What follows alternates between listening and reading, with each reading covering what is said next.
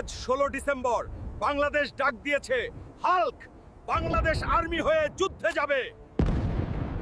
এই ট্যাঙ্ক আজ থামবে না।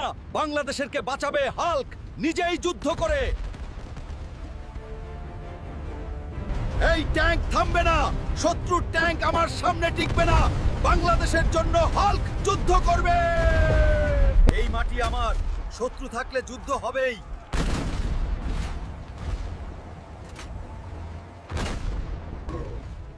বাংলাদেশের দিকে হাত বাড়ালে হাল্ক ভেঙে ফেলবে। ভয় পেও না ভাইরা, বিজয় কাছে। এই যুদ্ধ শেষ, বাংলাদেশ জিতে গেছে।